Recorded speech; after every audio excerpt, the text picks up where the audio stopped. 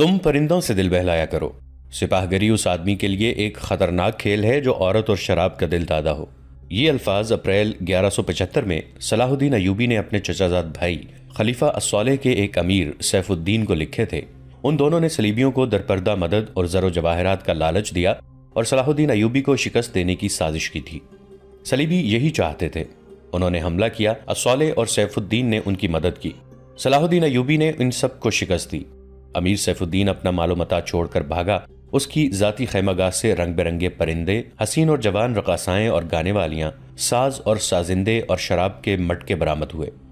صلاح الدین ایوبی نے پرندوں کو، ناچنے گانے والیوں اور ان کے سازندوں کو رہا کر دیا اور امیر سیف الدین کو اس مضمون کا خط لکھا: تم دونوں نے کفار کی پشت پناہی کر کے ان کے ہاتھوں میرا نام و نشان مٹانے کی ناپاک کوشش کی، مگر یہ نہ سوچا کہ تمہاری یہ سازش عالم اسلام کا بھی نام و نشان مٹا سکتی ہے۔ تم اگر مجھ سے حسد کرتے تھے تو مجھے قتل کرا دیا ہوتا۔ تم مجھ پر 2 قاتلانہ حملے کرا چکے ہو، دونوں ناکام رہے۔ اب ایک اور کوشش کر دیکھو، ہو سکتا ہے کامیاب ہو جاؤ۔ اگر تم مجھے یہ یقین دلا دو کہ میرا سر میرے تن سے جدا ہو جائے تو اسلام اور زیادہ سربلند ہوگا، تو رب کعبہ کی قسم میں تمہاری تلوار سے اپنا سر کٹواؤں گا اور تمہارے قدموں میں رکھ دینے کی وصیت کروں گا۔ میں تمہیں صرف یہ بتا دینا چاہتا ہوں کہ کوئی غیر مسلم مسلمان کا دوست نہیں ہو سکتا۔ تاریخ تمہارے سامنے ہے، اپنا ماضی دیکھو۔ شاہ فرینک اور ریمانڈ جیسے اسلام دشمن صلیبی تمہارے دوست صرف اس لیے بنے کہ تم نے انہیں مسلمانوں کے خلاف میدان میں اترنے کی شے اور مدد دی تھی۔ اگر وہ کامیاب ہو جاتے تو ان لوگوں کا اگلا شکار تم ہوتے، اور اس کے بعد ان کا یہ خواب بھی پورا ہو جاتا کہ اسلام صفحہ ہستی سے مٹ جائے۔ تم جنگجو قوم کے فرد ہو، فن سپاہ گری تمہارا قومی پیشہ ہے۔ ہر مسلمان اللہ کا سپاہی ہے، مگر ایمان بنیادی شرط ہے۔ تم پرندوں سے ہی دل بہلایا کرو۔ سپاہ گری اس آدمی کے لیے ایک خطرناک کھیل ہے جو عورت اور شراب کا دل دادا ہو۔ میں تم سے درخواست کرتا ہوں کہ میرے ساتھ تعاون کرو اور میرے ساتھ جہاد میں شریک ہو جاؤ۔ اگر یہ نہ کر سکو تو میری مخالفت سے باز آ جاؤ، میں تمہیں کوئی سزا نہیں دوں گا۔ اللہ تمہارے گناہ معاف کرے، آمین۔ صلاح الدین ایوبی۔ ایک یورپی مورخ لین پول لکھتا ہے کہ صلاح الدین ایوبی کے ہاتھ جو مال غنیمت لگا اس کا کوئی حساب نہیں تھا۔ جنگی قیدی بھی بے انداز تھے۔ صلاح الدین ایوبی نے تمام تر مال غنیمت 3 حصوں میں تقسیم کیا۔ ایک حصہ جنگی قیدیوں میں تقسیم کر کے انہیں رہا کر دیا، دوسرا حصہ اپنی سپاہ اور غریبوں میں تقسیم کیا اور تیسرا حصہ مدرسہ نظام الملک کو دے دیا۔ اس نے اسی مدرسے سے تعلیم حاصل کی تھی، نہ خود کچھ رکھا نہ اپنے کسی جرنیل کو کچھ دیا۔ اس کا نتیجہ یہ ہوا کہ جنگی قیدی جن میں سے بہت سے مسلمان تھے اور باقی غیر مسلم رہا ہو کر صلاح الدین ایوبی کے کیمپ میں جمع ہو گئے اور اس کی اطاعت قبول کر کے اپنی خدمات اس کی فوج کے لیے پیش کر دیں۔ ایوبی کی کشادہ نظری اور عظمت دور دور تک مشہور ہو گئی۔ اس سے پہلے حسن بن صباح کے پر اسرار فرقے فدائی، جنہیں یورپی مورخوں نے قاتلوں کا گروہ لکھا ہے، صلاح الدین ایوبی پر 2 بار قاتلانہ حملے کر چکے تھے، لیکن خدائے ذوالجلال کو اپنے اس عظیم مرد مجاہد سے بہت کام لینا تھا۔ دونوں بار ایک معجزہ ہوا کہ اسلام کا یہ محافظ بال بال بچ گیا۔ اس پر تیسرا قاتلانہ حملہ اس وقت ہوا جب وہ اپنے مسلمان بھائیوں اور صلیبیوں کی سازش کی چٹان کو شمشیر سے ریزہ ریزہ کر چکا تھا۔ امیر سیف الدین میدان سے بھاگ گیا، مگر وہ صلاح الدین ایوبی کے خلاف حسد اور کینے سے باز نہ آیا۔ اس نے حسن بن صباح کے قاتل فرقے کی مدد حاصل کر لی۔ یہ فرقہ ایک مدت سے اسلام کی آستین میں سانپ کی طرح پل رہا تھا۔ اس کا تفصیلی تعارف بہت ہی طویل ہے۔ مختصر یہ کہ جس طرح زمین سورج سے الگ ہو کر گناہوں کا گہوارہ بن گئی ہے، اسی طرح حسن بن صباح نام کے ایک آدمی نے اسلام سے الگ ہو کر نبیوں اور پیغمبروں والی عظمت حاصل کرنے کا منصوبہ بنایا۔ وہ اپنے آپ کو مسلمان ہی کہلاتا رہا اور ایسا گروہ بنا لیا جو طلسماتی طریقوں سے لوگوں کو اپنا پیروکار بناتا تھا۔ اس مقصد کے لیے اس گروہ نے نہایت حسین لڑکیاں، نشہ آور جڑی بوٹیاں، ہپنوٹزم اور چرب زبانی جیسے طریقے اختیار کیے۔ بہشت بنائی جس میں جا کر پتھر بھی موم ہو جاتے تھے۔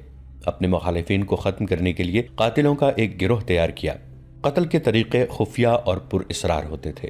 اس فرقے کے افراد اس قدر چالاک، ذہین اور نڈر تھے کہ بھیس اور زبان بدل کر بڑے بڑے جرنیلوں کے باڈی گارڈ تک بن جاتے تھے، اور جب کوئی پر اسرار طریقے سے قتل ہو جاتا تھا تو قاتلوں کا سراغ ہی نہیں ملتا تھا۔ کچھ عرصے کے بعد یہ فرقہ قاتلوں کا گروہ کے نام سے مشہور ہو گیا۔ یہ لوگ سیاسی قتل کے ماہر تھے، زہر بھی استعمال کرتے تھے جو حسین لڑکیوں کے ہاتھوں شراب میں دیا جاتا تھا۔ بہت مدت تک یہ فرقہ اسی مقصد کے لیے استعمال ہوتا رہا۔ اس کے پیروکار فدائی کہلاتے تھے۔ صلاح الدین ایوبی کو نہ حسین لڑکیوں سے دھوکہ دیا جا سکتا تھا، نہ شراب سے۔ وہ ان دونوں سے نفرت کرتا تھا۔ اسے قتل کرنے کا یہی ایک طریقہ تھا کہ اس پر قاتلانہ حملہ کیا جائے۔ اس کے محافظوں کی موجودگی میں اس پر حملہ نہیں کیا جا سکتا تھا۔ 2 حملے ناکام ہو چکے تھے۔ اب جبکہ صلاح الدین ایوبی کو یہ توقع تھی کہ اس کا چچا زاد بھائی الصالح اور امیر سیف الدین شکست کھا کر توبہ کر چکے ہوں گے، انہوں نے انتقام کی ایک اور زیر زمین کوشش کی۔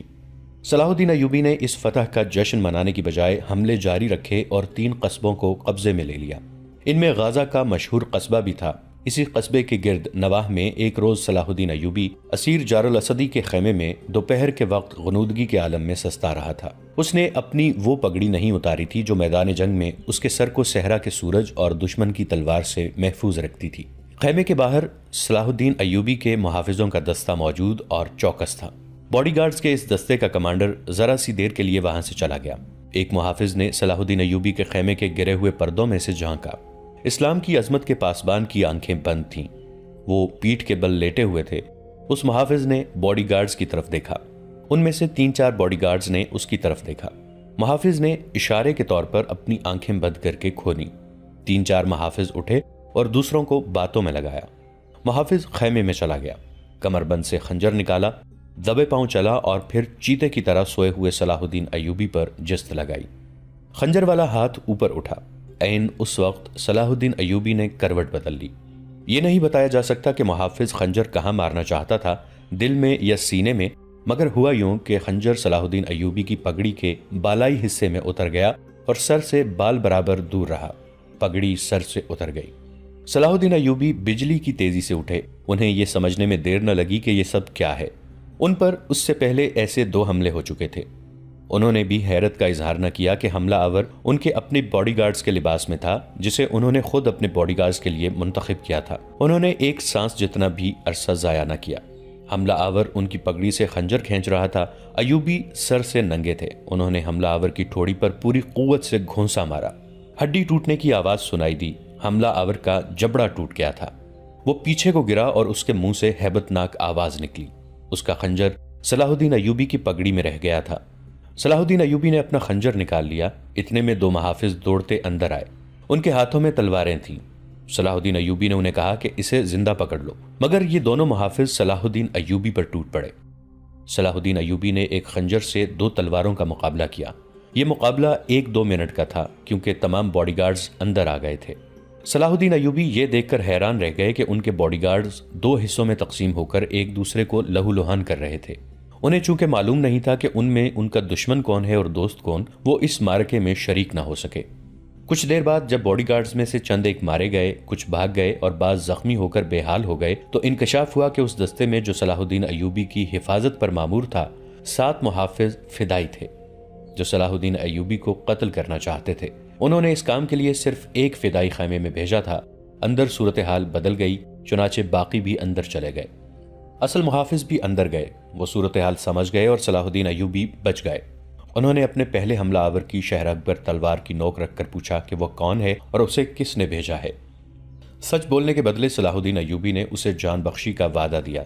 اس نے بتا دیا کہ وہ فدائی ہے اور اسے کیمشتگن، جسے بعض مورخوں نے گمگشتگین لکھا ہے، نے اس کام کے لیے بھیجا تھا۔ کیمشتگن الصالح کے ایک قلعے کا گورنر تھا۔ اصل کہانی سنانے سے پہلے یہ ضروری معلوم ہوتا ہے کہ ان واقعات سے پہلے کے دور کو دیکھا جائے۔ صلاح الدین ایوبی کے نام، ان کی عظمت اور تاریخ اسلام میں ان کے مقام اور کارناموں سے کون واقف نہیں؟ ملت اسلامیہ تو انہیں بھول ہی نہیں سکتی، مسیحی دنیا بھی انہیں ہمیشہ یاد رکھے گی۔ لہذا یہ ضروری معلوم نہیں ہوتا کہ صلاح الدین ایوبی کا شجرہ نسب تفصیل سے بیان کیا جائے۔ ہم جو کہانی سنانے لگے ہیں وہ اس نوعیت کی ہے جس کی وسعت کے لیے تاریخ کا دامن تنگ ہوتا ہے۔ یہ تفصیلات وقائع نگاروں اور قلمکاروں کی ریکارڈ کی ہوئی ہیں، کچھ سینہ بسینہ اگلی نسلوں تک پہنچتی ہیں۔ تاریخ کے دامن میں صلاح الدین ایوبی کے صرف کارنامے محفوظ کیے گئے ہیں۔ ان سازشوں کا ذکر بہت کم آیا ہے جو اپنوں نے ان کے خلاف اور ان کی بڑھتی ہوئی شہرت اور عظمت کو داغدار کرنے کے لیے انہیں ایسی لڑکیوں کے جال میں پھانسنے کی بار بار کوشش کی گئی جن کے حسن میں طلسماتی اثر تھا۔ تاریخ اسلام کا یہ حقیقی ڈرامہ 23 مارچ 1169 کے روز سے شروع ہوتا ہے جب صلاح الدین ایوبی کو مصر کا وائسرائے اور فوج کا کمانڈر ان چیف بنایا گیا۔ انہیں اتنا بڑا رتبہ ایک تو اس لیے دیا گیا تھا کہ وہ حکمران خاندان کے نونہال تھے، اور دوسرے اس لیے کہ اوائل عمر میں ہی وہ فن حرب و ضرب کے ماہر ہو گئے تھے۔ سپاہ گری ورثے میں ہی پائی تھی۔ ان کے ذہن میں حکمرانی کے معنی بادشاہی نہیں، اسلام کی پاسبانی اور قوم کی عظمت اور فلاح و بہبود تھی۔ ان کا جب شعور بیدار ہوا تو پہلی خلش یہ محسوس کی کہ مسلمان حکمرانوں میں نہ صرف یہ کہ اتحاد نہیں بلکہ وہ ایک دوسرے کی مدد سے بھی گریز کرتے تھے۔ وہ عیاش ہو گئے تھے۔ شراب اور عورت نے جہاں ان کی زندگی رنگین بنا رکھی تھی، وہیں عالم اسلام اور خدا کے اس عظیم مذہب کا مستقبل تاریک ہو گیا تھا۔ ان امیروں، ان کے وزیروں اور مشیروں کے حرم غیر مسلم لڑکیوں سے بھرے ہوئے ہوتے تھے۔ زیادہ تر لڑکیاں یہودی اور عیسائی تھیں جنہیں خاص تربیت دے کر ان حرموں میں داخل کیا گیا تھا۔ غیر معمولی حسن اور اداکاری میں کمال رکھنے والی یہ لڑکیاں مسلمان حکمرانوں اور سربراہوں کے کردار اور قومی جذبے کو دیمک کی طرح کھا رہی تھیں۔ اس کا نتیجہ یہ تھا کہ صلیبی، جن میں فرینک، فرنگی خاص طور پر قابل ذکر ہیں، مسلمانوں کی سلطنتوں کے ٹکڑے ہڑپ کرتے چلے جا رہے تھے، اور بعض مسلم حکمران شاہ فرینک کو سالانہ ٹیکس یا جزیہ ادا کر رہے تھے، جس کی حیثیت غنڈہ ٹیکس کی سی تھی۔ صلیبی اپنی جنگی قوت کے رعب سے اور چھوٹے موٹے حملوں سے حکمرانوں کو ڈراتے رہتے، کچھ علاقے پر قبضہ کر لیتے، تاوان اور ٹیکس وصول کرتے تھے۔ ان کا مقصد یہ تھا کہ آہستہ آہستہ دنیا اسلام کو ہڑپ کر لیا جائے۔ مسلمان حکمران اپنی رعایا کا خون چوس کر ٹیکس دیتے رہتے تھے۔ ان کا مقصد یہ تھا کہ انہیں عیش و عشرت میں پریشان نہ کیا جائے۔ فرقہ پرستی کے بیج بھی بو دیے گئے تھے۔ ان میں سب سے زیادہ خطرناک فرقہ حسن بن صباح کا تھا، جو صلاح الدین ایوبی کی جوانی سے ایک صدی پہلے معرض وجود میں آیا تھا۔ یہ مفاد پرستوں کا فرقہ تھا، بے حد خطرناک اور پر اسرار۔ یہ لوگ اپنے آپ کو فدائی کہلاتے تھے، جو بعد میں حشیشین کے نام سے مشہور ہوئے، کیونکہ وہ حشیش نام کی ایک نشہ آور شے سے دوسروں کو اپنے جال میں پھانستے تھے۔ صلاح الدین ایوبی نے مدرسہ نظام الملک میں تعلیم حاصل کی۔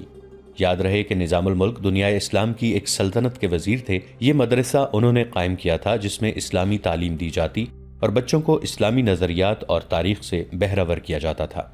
ایک مورخ ابن الاطہر کے مطابق نظام الملک حسن بن صباح کے فدائیوں کا پہلا شکار ہوئے تھے، کیونکہ وہ رومیوں کی توسیع پسندی کی راہ میں چٹان بنے ہوئے تھے۔ رومیوں نے 1091 عیسوی میں انہیں فدائیوں کے ہاتھوں قتل کرا دیا۔ ان کا مدرسہ قائم رہا۔ صلاح الدین ایوبی نے وہیں تعلیم حاصل کی۔ اسی عمر میں انہوں نے سپاہ گری کی تعلیم اپنے بزرگوں سے لی۔ نور الدین زنگی رحمۃ اللہ علیہ نے انہیں جنگی چالیں سکھائیں، ملک کے انتظامات کے سبق دیے اور ڈپلومیسی میں مہارت دی۔ اس تعلیم و تربیت نے ان کے اندر وہ جذبہ پیدا کر دیا جس نے آگے چل کر انہیں صلیبیوں کے لیے بجلی بنا دیا۔ اوائل جوانی میں ہی انہوں نے وہ ذہانت اور اہلیت حاصل کر لی تھی جو ایک سالار اعظم کے لیے ضروری ہوتی ہے۔ صلاح الدین ایوبی نے فن حرب و ضرب میں جاسوسی یعنی انٹیلیجنس، کمانڈو اور گوریلا آپریشن کو خصوصی اہمیت دی۔ انہوں نے دیکھ لیا تھا کہ صلیبی جاسوسی کے میدان میں آگے نکل گئے ہیں اور وہ مسلمانوں کے نظریات پر نہایت کارگر حملے کر رہے ہیں۔ صلاح الدین ایوبی نظریات کے محاذ پر لڑنا چاہتے تھے جس میں تلوار استعمال نہیں ہوتی۔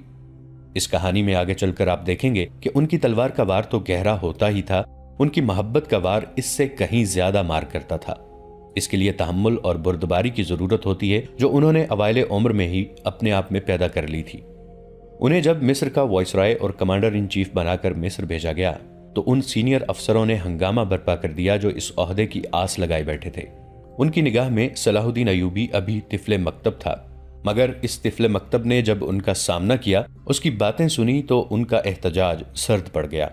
مورخ لین پول کے مطابق صلاح الدین ایوبی ڈسپلن کے بڑے ہی سخت ثابت ہوئے۔ انہوں نے تفریح، عیاشی اور آرام کو اپنے اور اپنی افواج کے لیے حرام قرار دے دیا۔ انہوں نے اپنی دماغی اور جسمانی قوتوں کو صرف اس مقصد پر مرکوز کر دیا کہ سلطنت اسلامیہ کو مستحکم کرنا ہے اور صلیبیوں کو اس سرزمین سے نکالنا ہے۔ فلسطین پر وہ ہر قیمت پر قبضہ کرنا چاہتے تھے۔ انہوں نے یہی مقاصد اپنی فوج کو دیے۔ مصر کا وائسرائے بن کر انہوں نے کہا، خدا نے مجھے مصر کی سرزمین دی ہے، اس کی ذات باری مجھے فلسطین بھی ضرور عطا کرے گی۔ مگر مصر پہنچ کر ان پر انکشاف ہوا کہ ان کا مقابلہ صرف صلیبیوں سے نہیں بلکہ اپنے مسلمان بھائیوں نے ان کی راہ میں بڑے بڑے حسین جال بچھا رکھے ہیں جو صلیبیوں کے عزائم اور جنگی قوت سے زیادہ خطرناک ہیں۔ مصر میں صلاح الدین ایوبی کا استقبال جن زعماء نے کیا ان میں ناجی نام کا ایک سالار خصوصی اہمیت کا حامل تھا۔ صلاح الدین ایوبی نے سب کو سر سے پاؤں تک دیکھا۔ سب کے ہونٹوں پر مسکراہٹ اور زبان پر پیار اور محبت کی چاشنی تھی۔ بعض پرانے افسروں نے انہیں ایسی نگاہوں سے دیکھا جن میں طنز تھی اور تمسخر بھی تھا۔ وہ صلاح الدین ایوبی کے صرف نام سے واقف تھے یا ان کے متعلق یہ جانتے تھے کہ وہ حکمران خاندان کا فرد اور اپنے چچا کا جانشین ہے۔ وہ یہ بھی جانتے تھے کہ نور الدین زنگی رحمۃ اللہ علیہ کے ساتھ ان کا کیا رشتہ ہے۔ ان کی نگاہوں میں صلاح الدین ایوبی رحمۃ اللہ علیہ کی اہمیت بس ان کے خاندان کی بدولت تھی، یا اس وجہ سے انہوں نے صلاح الدین کو اہمیت دی کہ وہ مصر کا فوجی وائسرائے بن کر آیا تھا۔ اس کے سوا انہوں نے صلاح الدین ایوبی رحمۃ اللہ علیہ کو کوئی وقت نہ دی۔ ایک بوڑھے افسر نے اپنے ساتھ کھڑے افسر کے کان میں کہا، بچہ ہے، ہم اسے پال لیں گے۔ مورخ اور اس وقت کے وقائع نگار یہ نہیں بتا سکتے کہ صلاح الدین ایوبی نے ان لوگوں کی نظریں بھانپ لی تھیں یا نہیں، وہ استقبال کرنے والے اس ہجوم میں بچہ لگ رہا تھا۔ البتہ جب وہ ناجی کے سامنے مصافحے کے لیے رکے تو ایوبی کے چہرے پر تبدیلی سی آ گئی تھی۔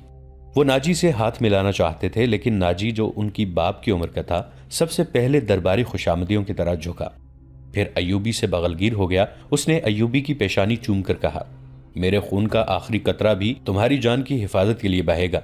تم میرے پاس زنگی اور شرکوہ کی امانت ہو، میری جان عظمت اسلام سے زیادہ قیمتی نہیں۔ صلاح الدین ایوبی نے ناجی کا ہاتھ چوم کر کہا، محترم، اپنے خون کا ایک ایک قطرہ سنبھال کر رکھیے، صلیبی سیاہ گھٹاؤں کی مانند چھا رہے ہیں۔ ناجی جواب میں صرف مسکرایا، جیسے صلاح الدین ایوبی نے کوئی لطیفہ سنایا ہو۔ صلاح الدین ایوبی اس تجربہ کار سالار کی مسکراہٹ کو غالباً نہیں سمجھ سکے۔ ناظرین، آج کے لیے اتنا ہی۔ ہماری ویڈیوز سے اپڈیٹڈ رہنے کے لیے ہمارے اس چینل کو سبسکرائب کر کے نیچے موجود بیل آئیکن کو ضرور کلک کیجیے گا۔